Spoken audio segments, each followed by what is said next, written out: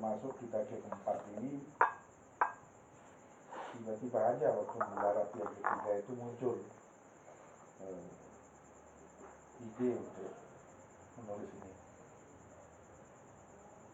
Biasanya begitu.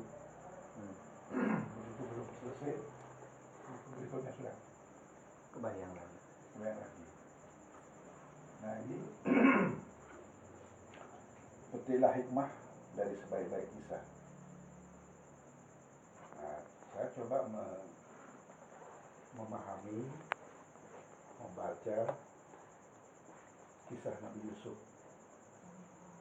dalam surah Yusuf yang urutannya ke-12, yang nuzulnya itu pada urutan 53. Jadi di dalam mushaf itu dia pada posisi yang ke-12 dalam turunnya itu 53. Saya coba kumpulkan semua buku-buku kisah Nabi Yusuf yang ada yang saya capai, kemudian buku-buku tafsir yang pasti ada membahas, ada 6-7 tafsir. Nah ini saya ingin yakinkan Ustaz Firdaus menggunakan pendekatan sistem itu menghasilkan pemahaman yang memang lebih lengkap, lebih utuh. Nah apa yang saya temukan setelah membaca buku-buku itu dalam satu sisi, itu nggak ada di buku-buku itu temuan seperti itu. Nah saya meyakini karena kita menggunakan pendekatan sistem. Nah jadi konteks kisah Nabi Yusuf ini hampir semua tafsir itu mengatakan ada 2 sebab turunnya surah Nabi Yusuf ini. Pertama ada rekayasa dari orang Yahudi Mekah. Sebenarnya nggak banyak kan orang Yahudi Mekah yang di Madinah ya, yang ingin mengetes Rasulullah, pemahamannya apakah sebagai Rasul, kalau benar beliau pasti tahu kenapa orang Israel, kenapa Nabi Yusuf itu pindah ke Mesir, dari Palestina ke Mesir. Itu pendapat mereka. Nah, tapi yang lebih substansial, saya yakini yang terakhir ini, semacam ingin menghibur keadaan Rasulullah yang pada tahun sekitar ke-12 kerasulan, terjadinya ini antara tahun 11, 12, 13 kerasulan. Pada saat itulah cobaan yang paling besar yang dihadapi oleh Rasulullah. Nah, kisah Nabi Yusuf ini kan cerita cobaan hidup. Nah, Rasulullah ada tiga cobaan besar, baik boikot ekonomi oleh orang kafir Quraisy, sehingga Muslim yang masih sedikit pada waktu itu hampir kelaparan, tidak ada sumber, tidak dikasih akses ke dalam maupun akses keluar. Kemudian pada tahun itu juga pengawal terdekat beliau, Abu Talib, meninggal. Selang 4 bulan istri partner beliau meninggal. Nah, 3 ini cobaan yang beliau lihat. Nah, pada waktu itulah surah Yusuf ini diturunkan, dan hanya satu-satunya surah dalam Al-Quran yang bercerita tentang kisah Nabi yang beruntun dan utuh. Gitu. Jadi kan lebih dekat dengan konteks keadaan Rasulullah yang seperti itu dan yang dalam keadaan dicoba itu, daripada pendapat yang pertama, pertanyaan untuk menjawab pertanyaan orang Yahudi yang dititipkan lewat perlawanan kafir, apakah Rasulullah tahu kenapa Yusuf pindah dari Palestina ke Mesir. Nah, yang menarik kan kalau isinya kan sudah tahu kita semua ya. Ya, isinya sudah tahu kita bahwa Nabi Yusuf itu 12 bersaudara, anaknya Nabi Yakub, bahwa 10 saudaranya itu membenci Yusuf ini. Nah, kalau kita lihat dari konteksnya, kenapa benci? Karena beliau ini tidak mendapatkan dekapan seorang ibu pada umur balita, Nabi Yusuf. Adiknya lahir, Benyamin, ibunya meninggal. Nah, dua faktor itu membuat Nabi Yakub sebenarnya memberikan perhatian yang menurut 10 orang saudaranya ini melebihi, sehingga menimbulkan kecemburuan lalu kebencian. Lalu pada umur 7 tahun dibawa ke Mesir, dibawa ke telaga, lalu diangkat oleh satu kafilah. Kafilah ini dalam rangka menuju Mesir, dijadikan budak, dijual, kemudian dibeli oleh seorang pejabat tinggi setingkat Al-Aziz, ya, menteri. Nah, lalu di sana Nabi Yusuf ini tumbuh dewasa di rumah menteri ini. Jadi perkembangan hidup beliau begitu berubah dari dasar sumur,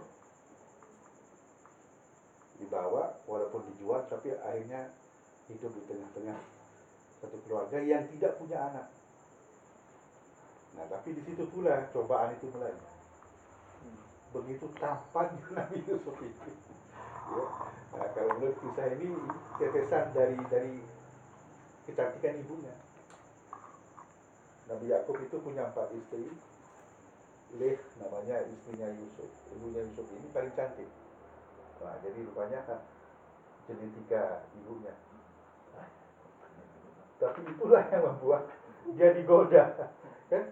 Digoda oleh Zulaiha, istri Al-Aziz itu. Nah, dia selamat dari godaan itu. Nah, tapi setelah itu menjadi isu panas, gosip istri-istri pejabat tinggi Mesir, bahwa Zulaiha jatuh cinta pada anaknya sehingga dia menggoda. Nah, menjawab itu oleh Zulaiha ini kan dibuat satu acara makan, diundang ibu-ibu itu, ya, disiapkan pisau. Jadi kalau menurut ekspresi Hab ini sudah menunjukkan tingkat peradaban pada waktu itu sudah tinggi. Makan dengan pisau itu sekarang tidak semua orang bisa. Pada waktu itu sudah. Nah, tapi pas sedang menggunakan pisau, diperintahkan Yusuf ini keluar oleh Zulaiha. Sekedar lewat saja, mereka lalu mengatakan pejabat. Ya, sehingga sampai melukai tangan. Nah, itu cobaan yang berikutnya.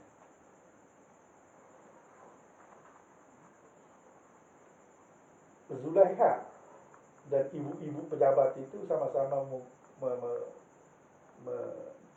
mengakui ketampanan beliau dan diumumkan pada waktu itu, kalau dia nggak ikuti apa yang saya mau, kata Zulaikha, maka penjara lebih baik bagi dia. Nah, langsung Yusuf berdoa, ya Allah, penjara lebih baik bagiku daripada saya akan mengikuti godaan mereka. Jadi bayangkan, semua ibu-ibu itu ingin dekat dengan dia, dengan Nabi Yusuf. Nah, sehingga dikabulkan doanya, dia dimasukkan penjara tanpa ada kesalahan. Nah, di penjara, di sana mulai dakwah sebagai seorang nabi, tauhid itu dimulai dilaksanakan. Nah, pendek cerita, yang menarik di sini ada hadis yang mengatakan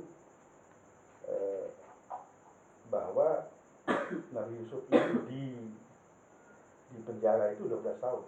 Jadi konsisten. Angka 12 itu loh. Nanti ada rentetan surah ini pada surah ke-12 tentang 12 bersaudara. Ya. Puncak cobaan itu pada 12 tahun. Iya, penjara. Di penjara. Nah, lalu ada mimpi raja pada waktu itu. 7 tahun panen, 7 tahun kering, kemudian 7 tahun berikut akan kembali normal. Nah, raja tidak tahu mengetahui mimpi itu, ditanyakan kepada semua pembantunya tidak bisa. Nah, ada sahabat Nabi Yusuf yang pernah ke penjara yang keluar, itu yang minta, saya kirimlah saya ke penjara, saya akan minta takwil ini kepada Yusuf, insya Allah bahasa insya Allah dia enggak, insya Allah akan saya datang dengan betul. Begitu dia datang ke sana mengatakan, ya hai Yusuf, saya tahu engkau orang baik, maka tahulah mimpi.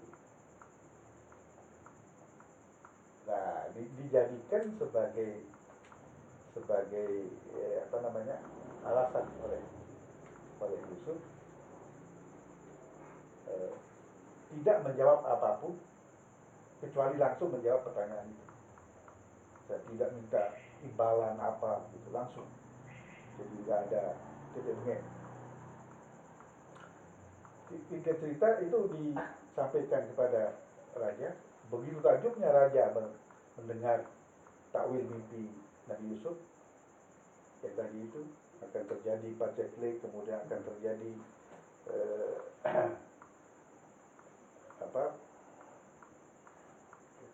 kekeringan, kemudian ada situasi karena kita sudah siap 40 tahun maka akan dapat diatasi kekeringan itu, kelaparan. Nah, itu tidak kebayang oleh raja ini akan tahu seperti itu. Langsung dia minta bawa Yusuf ke sini. Begitu orang datang kepada Yusuf mengatakan, anda diminta raja untuk menghadap raja. Nah, ini yang oleh Rasulullah Muhammad SAW sangat takjub. Nabi Yusuf tidak mau langsung ikut pergi kecuali bersihkan nama dulu. Nah, itu. Kalau saya, katanya Rasulullah, saya akan langsung keluar penjara itu tanpa seperti Yusuf yang tenang, tidak mau menghadiri bertemu dengan raja kecuali dibersihkan namanya bahwa dia di penjara itu bukan ada kesalahan. Nah, lalulah raja mengundang istri-istri itu termasuk Zulaikha. Nah, di forum itulah pernyataan semua istri itu bahwa tidak benar bahwa Yusuf itu yang keliru, kami yang keliru, dan kami sekali ini bertobat, termasuk statement Zulaikha dalam ayat Yusuf itu, statement mereka itu diabadikan. Nah, baru setelah itu Yusuf mau keluar dan langsung diangkat sebagai Bendahara. Saya terjemahkan bukan bendahara. Sebab saya cek kalau bendahara itu kan kayak uang ya. Ini dia minta yang bertanggung jawab di bidang logistik, sehingga dia menangani itu tadi panen, ya stok, ya kayak bulog lah, model itu. Itu. Kepala bulog. Ya, tapi langsung kepada sedikit menteri. Menko Nah, gitu. Kesra. Itu badan apa? Menko Kesra. Pertahanan Pangan. pangan, badan ketahanan pangan. Iya, itu lebih ya. Apa? Badan ketahanan pangan. Badan ketahanan Masih pangan. di bawah dinas. BKP lah. Nah ini Iya, menteri ketahanan pangan. Nah, yang menarik kan sekarang Nabi Yusuf itu sudah jadi menteri, ya. Tetapi sebagai menteri tidak langsung berupaya untuk ketemu dengan bapaknya, dengan orang tua dan anak-anaknya. Tidak langsung. Itu ada sekitar 10 tahun terjadi. Yang beliau pegang rupanya waktu di dalam sumur. Nah, ada wahyu yang diterima oleh hatinya bahwa nanti kamu akan cerita tentang ini kepada mereka, saudara-saudaramu. Nah, itu kan jadi sudah futuristik ya ceritanya ini. Apa yang terjadi sekarang itu sudah apa yang terjadi kemudian sudah disebut di awal. Nah, sehingga setelah jadi menteri tadi, tidak satupun cerita di surat Yusuf itu menceritakan tentang jabatan sebagai menteri. Tapi setelah itu cerita tentang bagaimana paceklik di daerah Syam, Kanaan, termasuk Palestina, di Mesir, yang membuat saudaranya datang ke Mesir untuk minta bantuan atas perintah bapaknya. Nah, di sana lalu ada 3 kali datang itu, tidak langsung 3 kali datang. Yang pertama 10 orang, yang kedua dengan Benyamin, lalu yang ketiga dengan ibu bapaknya. Nah, pada peristiwa yang ketiga ini terkait dengan awal cerita, yaitu cerita yang mimpi Nabi Yusuf, ya kan? Mimpi melihat 11 bintang, 10 bintang dan 1 bulan dan 1 matahari, 2 ibu bapaknya dan 11. Nah, itu terjadi di akhir cerita saat ketemu kembali dengan ibu bapaknya, dengan 11 saudaranya, waktu dia posisi sebagai menteri tadi. Itu naratif. Nah, karena kita melihatnya sebagai sistem, kita melihat apa kaitan cerita di awal dengan di akhir, antara satu ayat dengan yang lain. Ketemu pola bahwa apa yang saya ceritakan tadi itu dibagi menjadi 12 peristiwa. Nah, jadi pada posisi surah ke-12 cerita tentang 12 bersaudara dengan struktur cerita 12 segmen, 12 tahun penjara. itu yang kemudian yang 12 peristiwa ini berpasangan menjadi 6 pasangan, yang masing-masing pasangan ini menunjukkan hubungan masalah dengan solusinya. Nah, kayak mimpi tadi itu pertama, mimpi melihat bulan, melihat bintang, itu menjadi closing, jadi pembukaan, itu menjadi penutup. Kemudian peristiwa 10 saudaranya yang mencemplungkan dia ke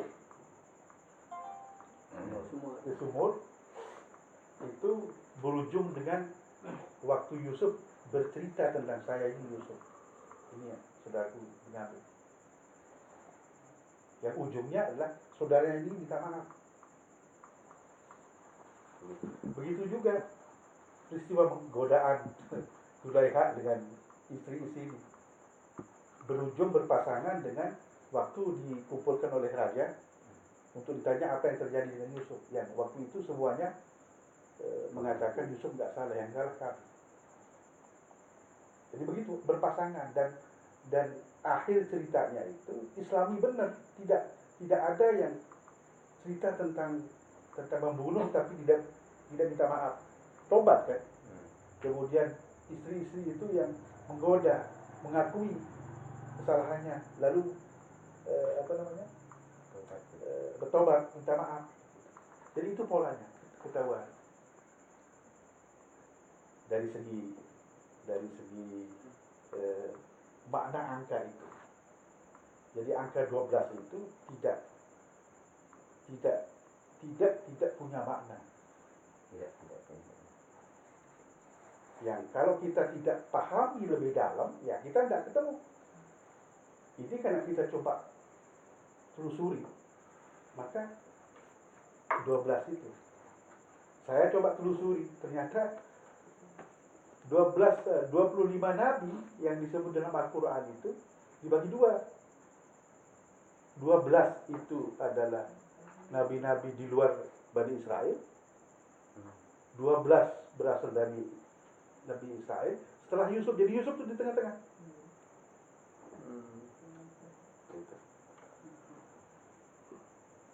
Ya kan, Nabi Yakub anaknya 12 tadi yang dalam cerita ini. Nah, terus Nabi Ismail juga punya anak 12 orang yang sampai kepada Rasulullah. Ya, jadi itu makna 12. Yang lebih menarik lagi, ya, ini di mushaf nomor urut ke-12. Urutan turunnya pada pada urutan 53. Nah, itu juga tidak sekedar 53. Kita jumpai, sebab ini berkaitan dengan Nabi Muhammad, cerita ini, ya konteksnya. Nabi Muhammad selesai persoalan ujian tadi pada umur 53 tahun. Waktu beliau berhijrah ke Madinah. Jadi puncak solusi masalah beliau ingin dibunuh itu kan beliau hijrah. Itu pada umur 53. Nabi Yusuf ketemu dengan ibu bapaknya, dengan 11 saudaranya pada umur 53 tahun. Nah, jadi angka yang kita temukan baik sebagai mushaf maupun sebagai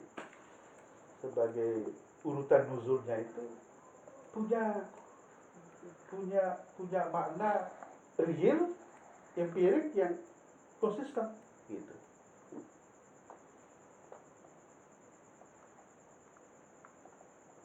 Nah, itu gambaran ceritanya. Jadi pesan di balik. Nah, saya menjudulkan petiklah hikmah. Nah, dari cerita tadi, hikmahnya hanya dua sebenarnya. Sholat khusyuk dengan akhlak mulia.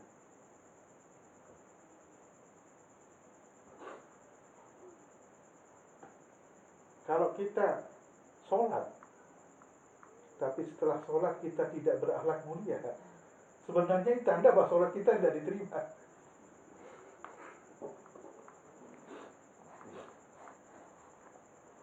Nah, sekarang pertanyaan, kenapa sholat khusyuk? Tadi konteks nuzul Al-Quran ini pada situasi Rasulullah yang mendapat cobaan. Pada situasi beliau dicoba oleh 3 cobaan besar itu, Isra Mi'raj terjadi. Beliau diundang oleh Allah untuk menghadap ke Sidratul Muntaha dengan Jibril untuk mendapat perintah sholat 5 waktu. Nah, untuk ini maknanya untuk sholat kita khusyuk, gangguan kehusuan dari harta, dari wanita, dari tahta, itu harus dicabut. Nah, kembali ke konsentrasi tadi, ya. Ya. Bagaimana kita bisa khusyuk, konsentrasi dalam sholat? Hanya akan bisa kalau godaan-godaan dari masalah yang terkaitan dengan harta, wanita, dan seperti contoh keadaan Rasulullah pada waktu menjelang akan sholat. Oh, kalau begitu pesan di sini adalah sholat. Jadi zikir di dalam sholat, zikir dan doa dalam sholat. Itu kalau kita kaitkan konteks Rasulullah. Tapi kalau konteks Nabi Yusuf, itu zikir di luar sholat, perilaku akhlak mulia, sebagai jawaban terhadap cara menjalani hidup dan cara menghadapi cobaan dalam hidup. Itu disertasi wakil ya. Nah, itu dia. Ya, weh. Ternyata contohnya di sini ada 12 cobaan. Ada 12 cara hidup akhlak mulia yang dicontohkan di dalam surat Nabi Yusuf. Jadi angka 12 itu is akhlak mulia pesannya. Nah, sholat sendiri itu pada surat Al-Isra kan posisinya 17, urutan ke-17, nomor ayatnya 111. Nah, ternyata sholat kita yang wajib itu 17 rakaat dan 111 gerak sholat sehari semalam. Jadi maknanya di situ ada angka jumlah ayat dengan nomor surah itu.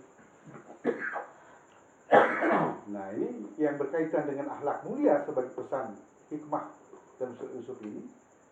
Kalau kita cari di ayat-ayat lain, ketemu surat Luqman ayat 31, tapi perilaku akhlak mulianya itu 12 kegiatan, 12 kelompok. Nah, di ayat yang lain Isra itu juga kita temukan. Ya, perilaku akhlak mulia itu 12. Gitu. Jadi konsisten.